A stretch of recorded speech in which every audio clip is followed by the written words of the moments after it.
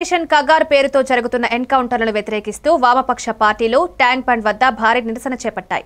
అంబేద్కర్ విగ్రహం ఎదుట చేరిన విద్యార్థులు, ప్రజా సంఘాలు, నాయకులు బూటకపు ఎన్కౌంటర్లపై తీవ్రంగా విమర్శలు చేశారు. నిరపరాధులను లక్ష్యంగా చేసుకుని జరిగే చర్యలు ప్రజాస్వామ్యానికి ప్రమాదకరమని పేర్కొన్నారు. కార్పొరేట్ ప్రయోజనాల కోసం ఈ ఆపరేషన్లు జరుగుతున్నాయన్న ఆరోపణలను నాయకులు ప్రస్తావించారు. పారదర్శక దర్యావేక్షణ జరపాలని, బాధ్యులను శిక్షించాలని నిరసనకారులు డిమాండ్ చేశారు. నిరసనలో పెద్ద సంఖ్యలో ప్రజలు పాల్గొనడంతో ట్యాంక్ బండ్ పరిసరాల్లో ఉద్రిక్తత నెలకొంది.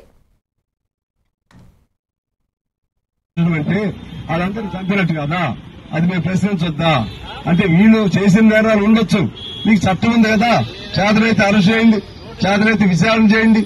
ఇవన్నీ చేయకుండా ఈ పద్ధతులు చేస్తా ఉన్నారు. అందుకని మేము సుప్రీంకోర్టును అడుగుతున్నాం. మాలాంటి వాళ్ళు గొంతు నొక్కేయడానికి ప్రయత్నాలు చేస్తున్నారు. పత్రికలు కూడా ఇవాళ జాగ్రత్తగా ఉండాల్సిన అవసరం ఉంది. పత్రికలు ఏది న్యాయమో ఏది అన్యాయమో ఎప్పుడే జరిగిందో దాన్ని ఖండించాల్సిన అవసరం ఉంది. పత్రికలు కూడా దీనిపైన కథనాలు కూడా రాయాల్సిన అవసరం ఉంది. మనం నంబాల కేసరావు గారిని చచ్చిపోతే చంపేస్తే ఇదే పద్ధతిలో దేశమంతా స్పందించింది. ఇవాళ యజ్ఞాన్ని చంపేస్తే దేశమంతా స్పందిస్తా ఉంది. ఎందుకు స్పందిస్తున్నారు అర్థం చేసుకోవాల్సిన అవసరం ఉంది. కాబట్టి ఇంకో పద్ధతిలో పోరాడదాం అని అడుగుతా ఉన్నాం. ఆ విధంగా మీరు కూడా అడగండి. మొన్న యజ్ఞ కూడా ఆయన లొంగిపోవడానికి సిద్దపడినట్టుగా వాళ్ళ కుటుంబ సభ్యులు చెప్తా ఉన్నారు.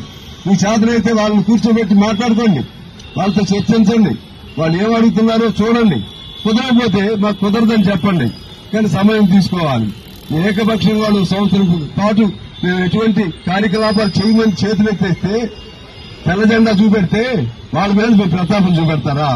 వాళ్ళని చంపేస్తారా? ఇవాళ బయటకు వద్దామని అనుకునే వాళ్ళని కూడా చంపి మారేస్తారా? ఇది ఎక్కడ రాజ్యం? ఇది రాక్షస రాజ్యమా, రావణ రాజ్యమా, రాముడి రాజ్యమా?